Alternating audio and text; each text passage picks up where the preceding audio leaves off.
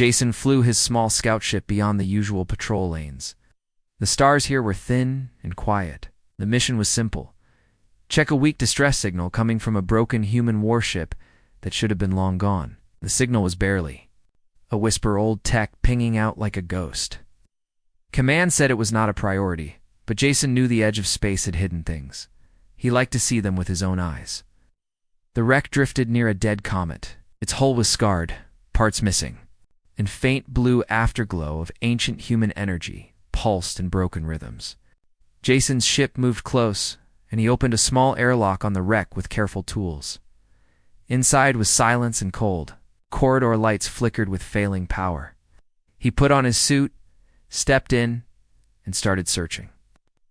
Under torn banners of a foreign nation, he found her. She sat on a broken throne, one arm held close to her body. Her skin was pale with a slight shimmer, not like any human skin. Her eyes were sharp and purple, but they had a tired look. She wore a crown shaped like thin curved blades, broken in places. The crown had symbols Jason did not know. On her chest, the wound was deep. It glowed faintly with alien light, and it burned even through the thin cover of a field, a teta she had been hiding. Blood, dark and thick, had stained the floor. When she saw Jason move inside, her eyes went wide for a moment. Then she tightened, and her face turned hard. "Who dares?" she said in a voice that was soft and cut like a knife. The sound moved in the small room like wind through cracked glass. Jason froze, then lifted his hands slowly to show he had no weapon. He did not speak her language, but his translator filled the gap in rough words. "I'm Jason, human scout. I came because of a signal. You're hurt. I can help." She pushed herself up carefully. The broken throne creaked. Anger showed in the small flare at her temples. She snapped, "I do not need help from a human." Her words carried pride. In a command that did not match her weak body, Jason stepped closer, but kept a safe distance from the wound. His training had taught him how not to frighten a creature in pain. "I'm not your enemy," he said simply. "You are bleeding. The pain will kill you if I do not stop it." She glared, her eyes sharp, but her body trembled when he reached for the med kit strapped to his suit. "You think you can fix this?" she hissed. He opened the kit, pulled out a stabilizer band and a small injector. His hands moved with calm. "Speed. I have no time for your pride," he said. "I have time for saving you." Her anger showed more, but she did not move. He pressed the band around her chest. Her breath came faster. The wound pulsed once, then the glow dimmed. He injected a pain suppressor. The lights in the room flickered as old power woke a little. He worked fast, mixing human field medicine with tools that could interface with alien biotech because his ship had a universal adapter. He had read about other species, but this was the first time he saw the queen of a people and not a soldier. Her eyes did not move from him. She watched. After a long minute, her breathing steadied. The pain faded enough that her body did not shake. Jason pulled back, wiping sweat from his brow.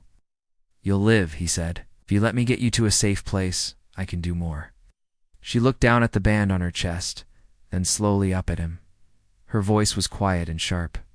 "You speak as if you own mercy," she said, and the translator added a small edge to her words. Jason gave a small smile. "Maybe I just know what it is to need help." He moved his hand to the broken crown. "Who are you? Why are you here alone in this wreck?" She snapped her head at him, anger burning in her eyes again, but it held. A little less heat. "I am Araya," she said, "Queen of the Taris, and I am not alone. You will leave human. You bring ruin if you stay." Jason looked at the broken crown and the ruined throne. "Queen," he repeated, testing the name. His voice had no fear. "You are not safe here. Something big is coming. I heard the signal. The Empire Hunters, they chase you?" Her face hardened. She had tried to hide it, but her hands trembled under her cloth. "The Arun Dominion," she said. The name was low, but heavy. "They hunt me because I refuse their demands. They want my world to bow. They want me as a prisoner, to make my people obey. I was taking a secret route when their strike hit. I was attacked. The ship was carrying a message that would expose their plan. It was destroyed before it could send. I tried to keep the message hidden. I failed. Jason felt the weight in her words. He had heard rumors in the outer trade lanes about the Dominion's new plan to expand by taking rulers and making puppet states. Capturing a queen would break a whole region. "They will come here soon," he said. "You can't stay. I can take you away. I have a small ship. It is not fast like your royal vessels, but it can hide. We can leave quietly." Her lips tightened. Pride and duty and something older fought inside her. "And why would a human risk himself for a queen of another race?" she asked. Looked at her straight. "Because you are alive," he said. "Because I saw the light fade, and I don't like when someone with power dies alone. Because your fight is not just yours. If they take you, they take your people's hope. Maybe humans and Taris never spoke before, but we both live under stars that can burn us. I do not want them to burn your people." She stared hard. Was silence. In the cold room, the hum of broken systems was the only sound. She could feel the danger moving like a dark tide beyond the wreck's hull. Her advisors would say no. Her court would call any human help a weakness. Yet the pain was less, and the world outside held a chase that would kill her soon if she stayed. Finally, she bowed her head slightly. "You are foolish," she said. "What?" "And the foolish often live longer than the proud." She reached out, slowly, and touched his arm. The motion was small, hesitant, and it held more trust than any words. "Take me away." Jason moved fast. He helped her to a sitting support in his own ship's transfer cradle. Her body was light but tense.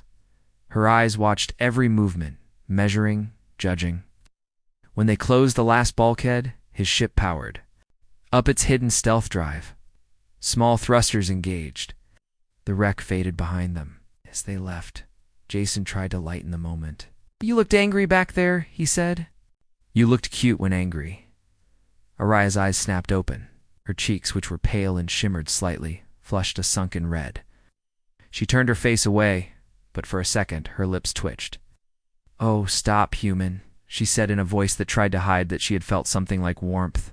The translator gave the words their plain sound, but Jason heard the thing behind them. Pride pushed. The hidden softness did not surface easily. The ship crawled through the dark. The Dominion had hunting drones, and their sensors had picked up the wreck's departure. Alarms flashed in Jason's cockpit. Small red dots appeared on his screen. "They are close," he said. "I can hide us in the comet dust. We will ride the tail. You need to know more about what they want and who sent the message." Araya looked at the screen, then at him. "The message contained proof," she said, her voice now lower. "Proof that the Dominion plans to invade the border systems under the pretense of peace. They will use captured leaders to sign treaties that break old alliances. The Taris Council will fall if they believe the false peace. The real attack will come after the treaties. If they take me, they will force the Council to obey." Jason tapped a control to scatter the ship's heat signature. "We will slow the signal, and I will send a small packet to a safe relay. It will tell someone who owes a favor to keep eyes open. I'm going to need to trust you. I need you to give me something real from your side, to show others you are not a lie or a trap." Araya's eyes narrowed. Trust was a thin thread for her people. "I will not give my word lightly," she said. "But the Dominion will not get you either.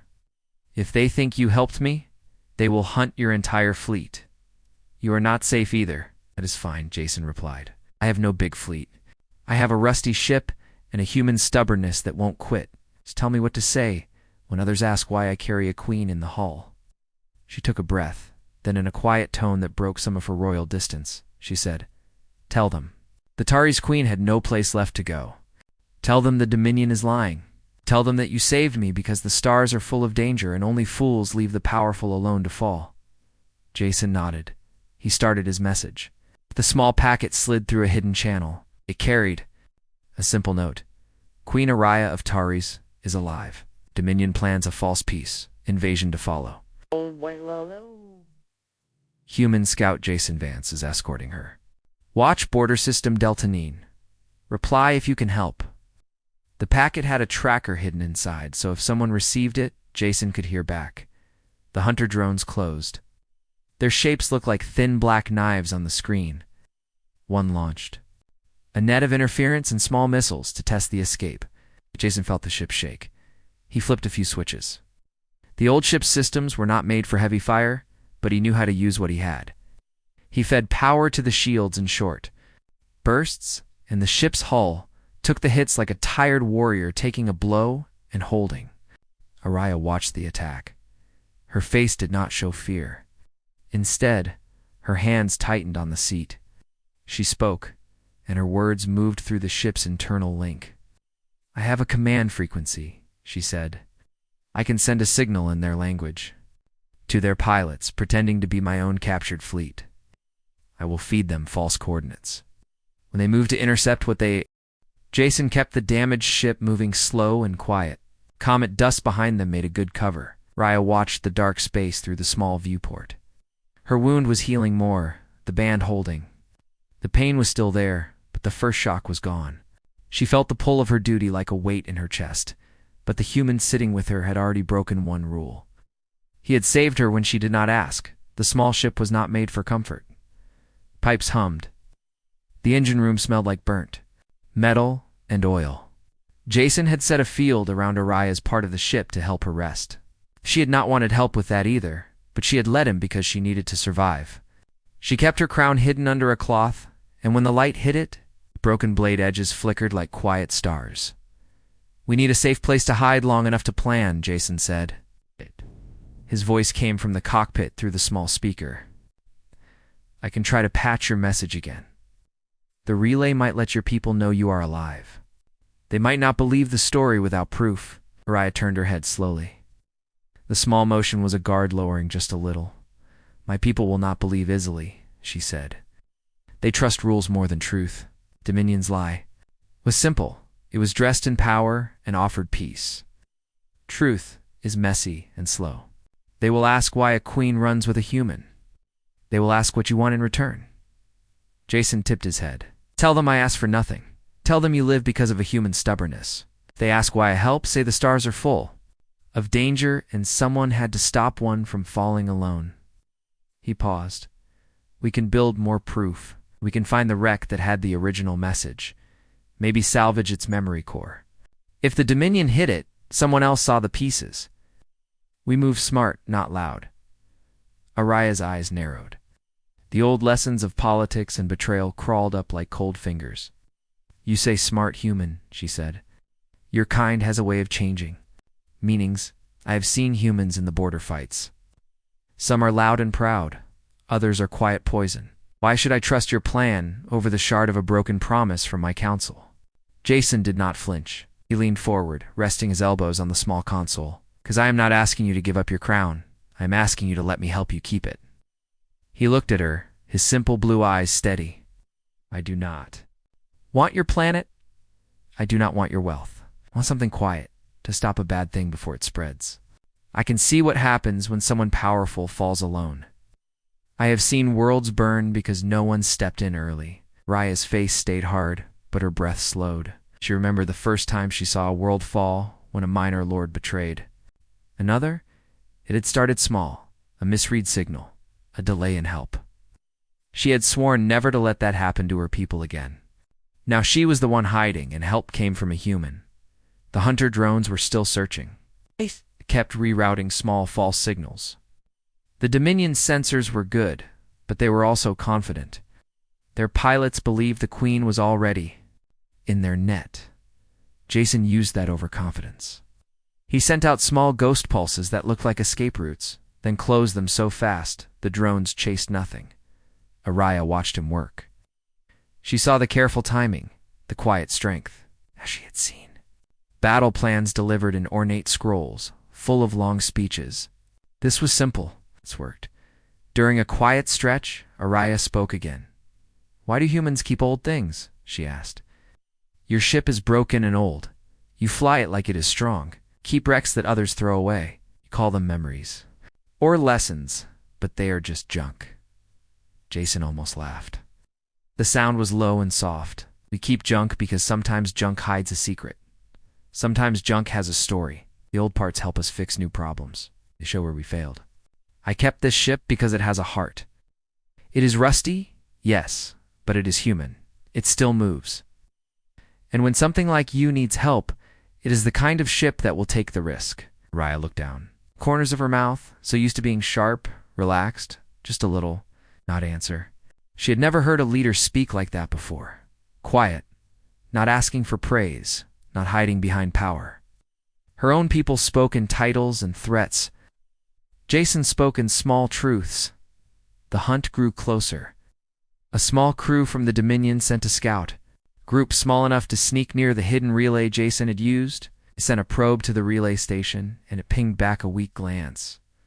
Jason saw the small red pulse on his screen. "They are checking the relay," he said. "They want to know who helped you talk. If they trace it, they will come here." Araya's fingers tightened around the cloth of her hidden crown. "Then we move again," she said. "I will not be a prize hanging from their banner. Wow. Not sit and wait while they gather more chains. If they come for us, we will not run. We will make them regret thinking we are weak." Jason nodded. "I like that, but regret takes time. We need a place to breathe first. A stop with new eyes, someone not tied to the Dominion. There is a small mining moon to jumps away. It is neutral, quiet, and the local crew owes a debt to. Someone who once saved their leader. I can send a quiet message. We go there, rest, and maybe move the memory core if we find it." Araya agreed slowly. "Show me your truth again," she said. If you fail, the Dominion will take more than me. They will take your name and burn it. If you succeed, the story will spread. A queen and a human, some will mock it. Others will fear it.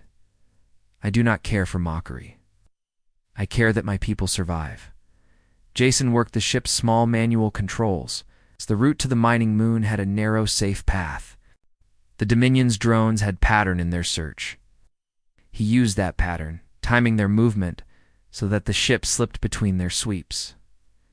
Araya helped in her own way. Her knowledge of the Dominion's tactics came from the old war histories.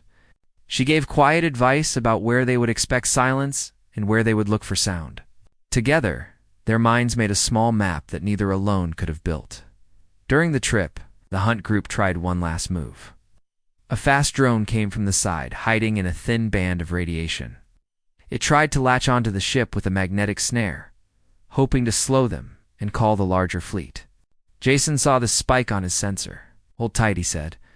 Araya did not move to help with the controls. She had no training in human piloting, but she did something else. She used her voice. Not loud, not commanding like a queen. She spoke quietly into the ship's external channel in the Dominion's tactical codan, old signal used to mislead smaller groups. Jason had heard of such tricks, but had never seen one done live. Her voice was like a small river cutting through stone, steady, careful. The drone's pilot heard the false order, believed the signal was from their own nearby command, and pulled. Back to check. The snare missed. "You did that," Jason said, his tone showing both surprise and approval. Araya looked at him. The corner of her mouth moved just slightly. "I have seen what lies do to soldiers," she said. "They follow sound without thinking. I used their own rhythm against them. You gave me a reason to act, human. They reached the mining moon without another attack. The moon hung in space like a dull stone, full of small tunnels and old steel. Riggs, the crew there, was rough, but they did not ask many questions. Jason's message sent ahead gave a simple code name and a request. Help a wounded queen. She is alive. Trust the human who brings her." Crew remembered the favor. They brought blankets, quiet food, a small private place deep in the station. Araya stayed in the small cabin with heavy curtains. The crew left her space alone. She had not expected peace. The silence pressed on her like old armor. She watched. Jason moved around the station, talking to the crew, checking the small scanners, studying old jump logs. On the second day, Jason found something. A small salvage report from a nearby wreck had a piece of the memory core signal. A miner had seen the broken ship piece drift by and pulled it in. It had been sold to a trader who had sold it again. The location was vague, but the trail existed. Jason brought the report to Araya. She studied it. "The core is here," she said. "It has partial data. It knows the Dominion's plan and the true peace offer they will give. If we get that and show it to the Council, the lie will break. They will not get to hide the real attack behind false treaties. Jason nodded. We move carefully, he said. I can get a small team to go with me. You can send a quiet signal to your inner circle that the Queen is alive and wants to meet 1 or 2 trusted members. We make the meeting look like a chance to discuss truth, not a show of weakness. Araya looked at him. She had learned in these 2 days that the human did not rush. He waited, he listened, he acted. She still had anger. It was a part of her. But now, in quiet moments, she also had a small new feeling. The human did not back away when she was sharp. He met it and gave it a place to turn into something useful. She did not say it, but she felt the line of trust stretch a little more. They prepared. The small team would leave at dusk. The memory core hunt would begin, and the first real test of their plan would start. Araya stood and looked out at the moon's broken surface. The crew outside went about their work, unaware their quiet station would soon host a battle of truth. Jason came in and stood beside her. You look less angry today, he said. She turned, her face still guarded. I do not show weakness, she said, but maybe your kind is less loud than I thought. The cut of your words is simple. Fits better than the old polished lies. The small team moved fast and quiet. Jason took 2 trusted miners and a pilot who knew secret paths. Raya sent a coded message to 2 old council members she still could trust. She did not call the full council. That would bring too many eyes. And too much danger. Instead, she asked them to meet in secret on the neutral station under the pretense of discussing a border trade dispute. The message had no pride, only need. The men came because they had seen her strength in younger days. And because the strange story of a human saving the Queen had reached their ears through quiet channels, curiosity and fear pulled them both. Jason and the team went to the place the salvage trail pointed, an abandoned relay outpost near a dead moon. The memory core piece was inside a sealed container, half buried in old dust and broken code. Outpost was cold, and the silence felt heavy. The miners worked to open the container. Jason watched every movement. The core was old, cracked, but its data shard still pulsed with a tiny light. Araya's people had protected the data with layers of encryption based not on strength, but on meaning, and Jason had learned enough from her to help the miners unlock small pieces without breaking it. The human and alien knowledge mixed, and the core gave up some truth. Inside the data were pieces of the Dominion's plan. The false peace treaty, the list of border systems targeted, the names of puppet rulers they would use, and the hidden clause that forced captured leaders to sign away their own people's rights under threat. Most dangerous was the secret timing. The Dominion would offer peace first, then use the captured leaders to open the border gates. The real invasion would begin when the galaxy's trust was low, and the defenders. Guards were down. Jason read the files in silence. He had seen a lot in his career, but he had never seen such a clean trap. He looked at the miners. We have to move this now, he said. If the council hears it as a story, they will doubt. If they see the plan, they will have to act. Need to get this to Araya's trusted men and make the meeting look like her choice, not desperation.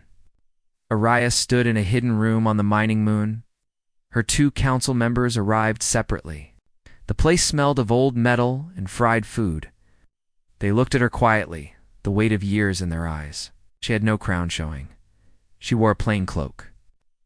Pride sat heavy under her skin, but she had learned that survival sometimes needed hidden shapes. The Dominion lies, she said without greeting. They promised peace to the outer systems. They build trust, then break it. They want to use captured leaders to force treaties.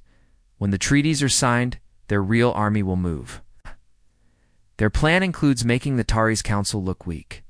By forcing me to sign a union under false peace, I will not let them turn us into their tool. One of the council members, an older man named Hessen, folded his arms. You bring this without proof, he said. Stories of a human saving you, of a broken core, are easy to doubt. The Dominion is strong. If we speak too loudly and are wrong, we appear weak. If we are quiet and are right, we lose our chance. Raya's other contact, a younger woman named Miri, leaned forward. Her voice had the quick cut of one who had seen small wars. What you have is the truth, she said. The pattern of their peace talks fits. We have seen similar traps in the past. How do we prove it? How do we show that a human holds the key and did not steal you or trick you? Araya looked toward the small door. She had not brought Jason or the miners in front of the council yet. She needed their trust first. She had to give them a piece of herself, not as queen, but as leader, who had chosen a path. I will show you the core, she said. I will not show it as mine alone. I will bring the human who saved me. I will put him before you. Let him speak. Let him present what we found. Then we will show how the Dominion plans to break the border and use shame as cover. You will not need to trust word. You will have the plan and the one who risked for it. Brows tightened. You bring a human into council halls? He asked. They will whisper. They will say, we are weak, and that the queen hides behind off-world help. Araya's voice became calm. They will say that, she agreed. And then they will see the proof. I am tired of hiding. I need allies who do not fear truth. If you want weakness, you can keep silence. If you want survival, you accept help. And speak truth openly. The Dominion will not wait for whispers. They will move, and our silence will burn the border. Miri closed her eyes for a moment, then nodded. We arranged the room, she said. 2 others will listen. We do not. Bring the full council. We let the story spread slowly with truth as seed. If they block it, we push more. We need the memory core to show the claws. We need the timing, and we need the human's face. He must not act like a soldier begging. Must speak like a man who saw a falling star and caught it. Raya gave a small, almost invisible nod. She sent a quiet code back to Jason. The message was short. Prepare to go, meeting ready. Bring the core, show truth. Do not act like a servant. Speak only what you know. Let them feel you are a part, not a shadow. While he and the miners packed the core, he adjusted the small casing, making sure the corrupted parts would not fall apart on the way. He looked at the miners. We go, he said. This is the moment we either make them listen or they bury it. Stay quiet. Let me lead the talk. Your job is to back up the data and watch the exits. The trip back to the station was tense. Sensors picked up distant Dominion probes. The plan had a weakness. If the Dominion learned the core was active, they would send assassins or false footage to discredit everything. Jason kept the ship's signature low. Araya's 2 council members met them in a small hidden dock. She stood by the ramp, her face quiet. The miners carried the core like it was a fragile relic, because it was. Inside the meeting room, the air had stale weight. 3 chairs were placed in a loose triangle, Araya, Hessen, and Miri. A small table held the core in its safe container. Jason stood slightly back, not behind her, but level. The other 2 council members sat across, and 2 quiet observers from neutral worlds were present. Araya's voice filled the silence. This is Jason Vance, she said. He is the human who saved me. He brings the truth with him. He's not here as a guest. He is here as witness. Jason stepped forward. He did not bow. He kept his hands open and steady. I did not plan to be in your hall, he said. I came because I heard a signal and saw a queen dying alone. I do not know your old feud lines. I only know what would happen if no one stopped a trap. Its core shows the Dominion's plan. It shows the false peace, the use of captured rulers, and the timing of the real strike. It also shows their attempt to force a union using your name and signatures under threat. You will see the words yourself. Hessen stared. He had a face used to hiding distrust. Miri's eyes watched Jason closely, measuring his calm. Raya opened the core container. The light inside was weak, but the display built itself slowly. Using ancient Tari's glyphs and human interface overlays that Jason helped adapt earlier, the data played out. The treaty text, the hidden clause, the invasion schedules, the names of leaders to be used as puppets, and the map with the invasion vector. The room went quiet. Even the small hum of the station felt distant. They plan to offer peace at the border of Zifor, Miri said, reading from the map. Then they will push the councils to accept a unity statement. The captured leaders will sign, and their systems will open for movement. Once we lower our guard, their real fleet moves in from 3 directions. The cut is clean. The blame will be ours if we do not speak now. Hessen leaned forward. His voice was low. And the Queen? They would force her to sign this. They would take her, keep her in a cage of promises, and use her name to break alliances. Araya's hand tightened slightly, but she kept calm. Yes, she said. They would break me, then break the galaxy behind me. She turned to Jason. Why did you help me, human? You had no reason beyond the falling star? Jason looked at her, then at the others. Because I saw death coming. Because I know what happens when good things fall alone. Because someone has to step in before the fire spreads. And because when a queen dies quietly, her people suffer loudly. He turned back to the core display. Look at their timing. You can stop the first talk and show their real move. Once you expose this, the Dominion loses the cover of peace. They will have to defend openly, and that gives you time to prepare real alliance strength. Hessen's face softened just a little. He had seen many plans fail when people argued over titles. This was not argument, it was data. The younger observer from a neutral world, a trader from the outer lanes, asked, "What do you propose we do now? Do we bring more council members? Do we send the proof outward?" The Dominion will not stay silent if they learn their plan is exposed. Miri spoke. We send a controlled story. Let 2 more trusted voices hear it. They will carry small pieces to their regions.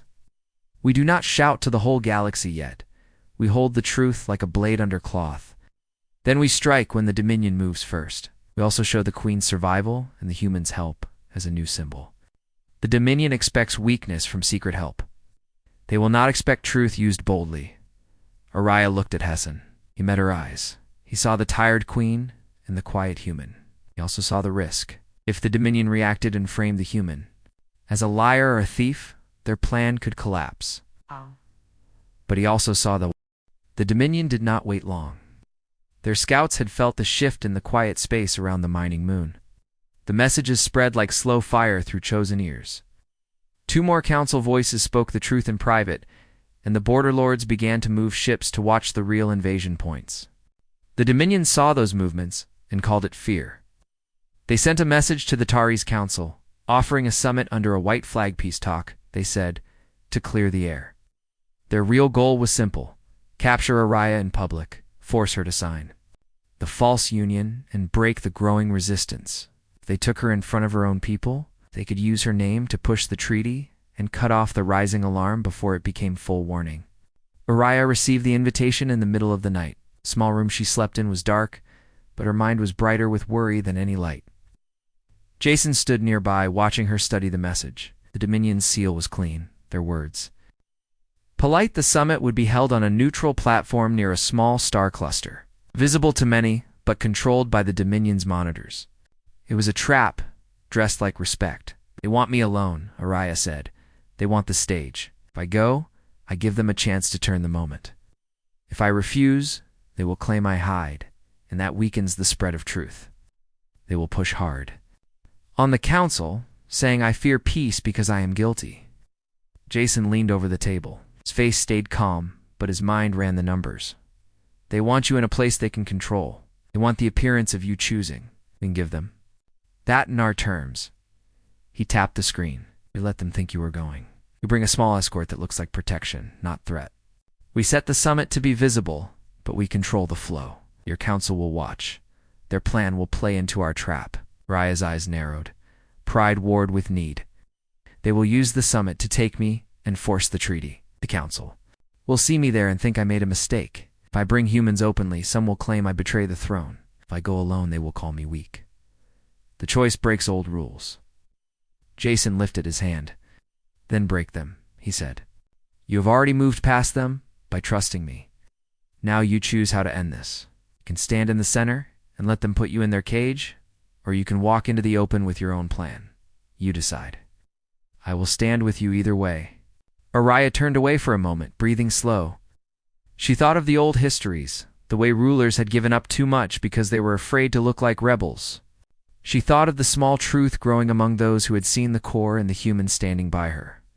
She thought of her people. how the Dominion wanted to scare them into silence by showing their queen taken with a smile on her face. "We do both," she said finally. "I will go to the summit. You will not be hiding. You and the others will be part of what they see. We make them think they force me, and we force them to see their own weakness exposed. I will go with a small guard that looks like tradition. You will be near, quiet, not in the front. If they move to grab me, they will trigger what we have ready. If they try to use me on stage, the truth will explode." Jason nodded. "Wait. We need a clear signal," he said. "Your people will need to know the moment they try to take you. The council will need a reason to act fast, and the border lords need the excuse to block the false treaty. The Dominion will not expect the summit to break before it begins. They think they hold all the pieces. We will show them they only hold a dangerous one." The plan took shape fast. Araya's small guard band was assembled from soldiers who had sworn loyalty not just to her crown, but to the real queen she had become in these days, one who took risk and spoke truth. The summit platform was adjusted to allow jamming fields. Under certain covers, Jason and the miners adapted old human interference tech to look like ceremonial devices. The idea was simple. If the Dominion tried to take Araya mid-speech, ceremonial devices would bleed false feedback into their security nets, making their control loops glitch and give time for the hidden backup to act. The real trap was deeper. The memory core data had been copied into several small echoes that could spread like whispers through nearby systems. If the Dominion pulled a move, those echoes would fan out the proof faster than they could respond, and the Council would have a clear right to cut the false treaty before it began. On the day of the summit, the sky around the platform held quiet watchers. Small ships from neutral worlds hovered, and the Dominion's fleet showed polite distance. The platform was half transparent, letting light move through so everyone could see who stood where. Araya walked to her place. She wore no heavy regalia. The crown was small, hidden under a simple hood. Her guard looked like usual royal escort full armor, straight lines but inside their belts. Small transmitters waited, ready to light the whole network with the word "move." Jason stayed slightly behind the rows of non-threatening technicians and observers. He looked like a human envoy, not a warrior. His face held no weapon, but his eyes watched everything. The Council's 2 trusted members were there, along with 2 more allies who had heard the truth. They all kept quiet, letting the Dominion feel the weight of a room that had more people than it appeared. The Dominion's envoy came forward. With smiles, Summit began with the usual words about peace and respect. Their leader, a tall man with smooth features, looked at Araya with polite cold. He offered her the treaty scroll. The text was soft and warm near the start. Araya took it and began to read. The crowd watched. The false union was in the middle, well hidden behind many formal phrases. She did not stop. Jason kept his hand near a simple console. The ceremonial devices hummed lightly, as planned. Dominion's watchers leaned in, expecting a small weakness to show. The guard around Araya sat straight, their fingers near their belts. The envoy made his speech, and the crowd began to relax, believing the trap was almost set. Ow. Then the Dominion tried the first move. A small team, hidden inside the platform's service layer, moved to isolate Araya's microphone and surround her. They prepared to cut the truth and force her to sign. The guard was too slow by the fraction the Dominion expected. The hidden signal triggered. The ceremonial devices glitched. False security feedback flooded the Dominion's local net. Ow. The screens of their control showed flickers. The envoy's smooth smile broke into a sharp line. The hidden backup, waiting behind the platform's panels, activated. Small drones slipped out with messages carrying the coarse truth. The false union clause, the invasion plan, the timing pieces of it moved fast into the ears of the councils. Allies and the border lords watching from the edge. The Dominion's hidden team froze for a second, confused by noise in their own command. That was enough. Araya did not stiffen like a trapped animal. She stepped back, pulling the attention of the room. The envoy tried to grab the moment and said, "Queen Araya, you will sign now." She held up her hand. The silence cut like a knife.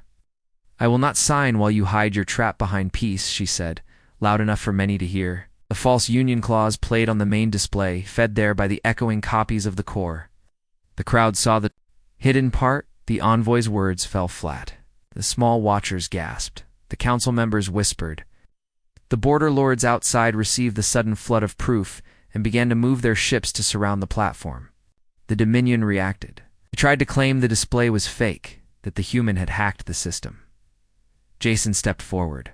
He did not shout. He held up a thumb, and the small data link showed the original core imprint matching the public display, and he pointed to the timing schedule. "This is not fake," he said. "You offered peace with a knife behind the cloth. We have the plan. Wait. You used her name to build your cover. We brought the truth here. Now you can either leave and face the open galaxy, or you can escalate and show that your peace was always a lie." The envoy's face went red with controlled anger. He turned to the transmission control and tried to cut the echo. The guard around Araya moved fast now, not to strike, but to block movement toward her. Araya stepped forward. "We offered you a path to be honest," she said. "You chose trap. Now the galaxy sees it." Her voice was calm, strong. "If you move to force me, you give the rest of the council reason to act. If you use me as captive, you show all that your union is chains." The room split like a wave. Some neutral watchers whispered about the boldness. The border lords moved into visible position, small ships forming a quiet ring. The council members rose, showing their support not with shouts but with the opening of their own channels, proof copies flying to more places, making the Dominion's control less certain. The envoy tried one last bluff. He raised a small energy barrier to cut the display in order, the rest of those who brought the truth. The younger council member, Miri, stepped ahead of Araya. She pointed to the platform's central feed. "Do not need your forced union," she said. "We need clear borders and honest words. Leave now. The moment you move against us, the truth spreads fully. The false peace becomes your own war." Her voice had steel. The Dominion stalled. Their plan failed to bite cleanly. Pressure built from the watching worlds, and their own intelligence reports showed the truth moving outward faster than they could stop. The envoy, seeing the shift, tried to bow it into calm. "We can renegotiate," he said, "if you drop the tone and accept a smaller union now." The summit's fallout moved fast. The Dominion's attempt to force peace had failed in public, and the lie they built started to crack. Word spread not like a shout, but like a quiet tide pushing against a dam. The border lords closed their gaps where the real invasion would have come. The small ships that had been waiting in silence now showed their faces in patrol lines. The council and Taris used the broken summit as proof, and the truth traveled beside it. A queen had gone into a trap, stood her ground, and exposed the plan with a human at her side. Araya felt the change. It was not all praise. Some older voices still whispered that she leaned too much on outside help.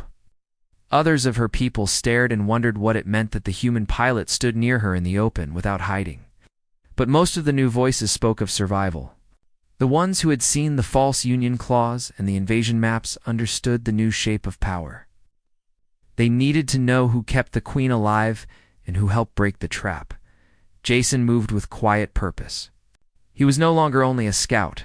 He had a small office on the hidden moon, a place with low light and old human maps pinned next to alien strategic grids. The miners, the council members, and a few border lords came to him with questions. They wanted to know how a human thought about other humans. They asked if more help could come.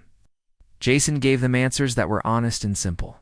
"We do not swallow pride," he said. "We fix what we can. We send word to those who can move. We hold truth like it is firewood. Keep it dry. Use it when the cold comes." Raya's council opened a new channel. Instead of hiding her connection with Jason, they used it carefully. 2 small emblems appeared on official letters. One was her own sigil. The other was a quiet symbol the human crew had drawn, a simple star wrapped in a broken ring. It meant something different to each race, but to many it became a new mark of the pact they did not yet name. Araya did not demand that humans bow or that their fleet join openly. She asked for respect of the truth, and she gave hers in return. Rival watchers in the Dominion grew wary.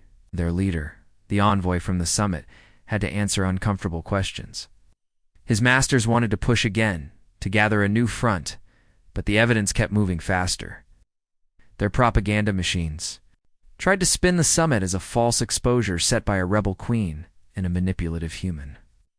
But the border lords had their own copies of the core data. Old allies began to ask quiet questions. Why had the queen not fallen? Why did the humans still move freely? Those questions spread doubt, and doubt is a seed for resistance. Araya called a small meeting with Jason. They met in a quiet hall, carved into the rock of the mining moon. Light came through small slits. The air smelled of metal and dust, but it carried a quiet calm. She sat across from him, not with the distance of a ruler and guest, but with the simple weight of two people who had chosen a path. Your name carries now, she said. They speak of the human who did not leave when the queen could have. Died alone. They ask who you are. Some want you to stay. Some fear what you represent. Jason pushed a small cup of warm drink toward her. I am just someone who saw a falling thing and caught it, he said. I do not want titles, Faye. Give me one. I will carry it like a tool, not a crown. What matters is that they see truth. That is what will last longer than any name. Araya looked at the small symbol beside the maps on his wall. The truth changed the stage, she said. The summit looked like a trap turned into a lesson. Now they watch the Dominion. They know you did not lie. You gave them a choice. The next move is theirs. Some will come to ask for more help. Others will test the line. We need a stronger bond, not forced, but real. The pact must sit where both sides hold part, not one giving and the other taking. Jason nodded. He had thought about that too. We can build small, he said. Send envoys to their people. Share your stories. I will bring who trusts you and who listens. We make the idea simple. When someone attacks truth, both sides answer. We do not need a big law. We need a small promise in many mouths. Our eyes moved to the small datapad. The copies of the memory core were safe now, in several vaults across neutral systems. The danger had not gone. Dominion still had spies and old networks. They would test the new alliance with small lies, maybe false deaths, or fake signals. The Queen held the sting of those possibilities close. They will try to break the bond with fear, she said. They used shows before. They will use loss. We must guard it with real deeds, not just words. The first true test came sooner than either expected. A small border world called Real 7, which had been quiet for decades, sent a silent alarm. The Dominion had used a hidden agent to fake the capture of a minor lord there. They presented a forged message claiming the Lord accepted the false union, and that the Terry's Council was wrong to distrust the Dominion's peace.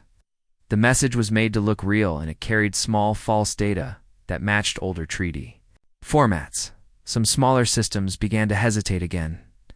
Araya moved fast. She did not wait for large council meetings. She called the border lords and the small group who had supported the truth before. Jason joined her, and together they sent a simple broadcast. The forged message was shown and then torn apart. The memory core's echo from the summit gave the pattern of the lie. A small team with human analysis, tools, and Tari's logic showed how the capture story could not be real. The Lord of Real 7 was alive, hidden by allies, and the Dominion had tried a small move to break trust. The broadcast was not loud propaganda. It was a clear explanation with proof. The border systems who were wavering pulled back and sent their own small messages confirming loyalty to the new pact symbol. The forged message failed to spread. The Dominion's attempt to use fear broke like thin ice under weight. The next weeks became a period of quiet building. Araya and Jason traveled in small steps. They did not bring large fleets or big speeches. They went to border systems, to mining stations, to quiet markets. Araya showed the real face of a queen who had risked herself. She did not present herself. With cold distance, she sat with traders, listened to their complaints, and used her presence to calm old fears. Jason moved among humans and aliens, letting others see that he was not an undercover weapon, but a simple man with scars and a quiet smile who kept a promise. Together they arranged small training groups where human tactics and Tari's defense mixed. The human way of seeing small hidden paths met with the alien way of using quiet influence. The border lords learned to read both. The Dominion watched from far away. Messages came. Their attempts to sow doubt now faced small communities who could answer with the same simple truth. The pact did not have a formal name yet. Some places they called it the Shared Watch. In others, they used the broken ring star symbol and whispered that humans and Taris had a new bond that could not be easily broken in private. Araya spoke with her council about the future. Use their trap to show strength, she said. Now we build a net where their lies fall short. Others will join. We do not push them. We let truth call them. Her oldest advisor, Hessen, added, and the human he is not a tool. He is a mirror. We see ourselves better when we look with him. The line between pride and survival is thinner than before. You chose a hard path, Queen. You broke rules and built something new. Jason heard this in the background. He did not need praise. He watched the border lords, the quiet traders, and the small repair crews adjust the little symbols into their own style. The pact was growing from the bottom up. It was not perfect. Some still doubted. Some still whispered that the Dominion might strike a bigger blow soon. But the shock that had come with the summit had settled into a steadier hope. The rival empire changed its tone. It stopped offering public peace. Instead, it sent small envoys with softer questions, trying to rebuild influence through trade and quiet deals. Araya's people listened, and they answered with their own small conditions: transparency and no use of captured leaders. The Dominion tried to find a new wedge, but the bond between human and queen had already shown that hiding truth would bring reaction. The old threat of sudden invasion lost its easy shape. Now, the Dominion had to work harder to move pieces, and every move carried a risk of being exposed. One evening, the stars moved like slow rivers outside the station. Araya and Jason stood on the small balcony overlooking the mining moon's activity. The silence between them was easy. The weight of battle had shifted into the weight of keeping peace.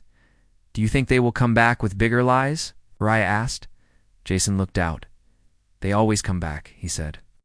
But now when they do, they find more people watching. The truth is no longer only your shield or mine. It is in many hands. They have to cut more than a thread to break it. Araya nodded. Then we give them something harder, she said. We let others carry the truth too. Let them make their own choice to protect it. The future is not just about one queen and one human. It is about many who decide to keep the watch. The story did not end with a final victory. Dominion was wounded, not broken. The border systems had strength, not blind loyalty. The small symbol of the star wrapped in a broken ring appeared on more ships, on more letters, and even quietly in the corners of trade permits. Humans and Taris began to train together, sharing tactics, language fragments, and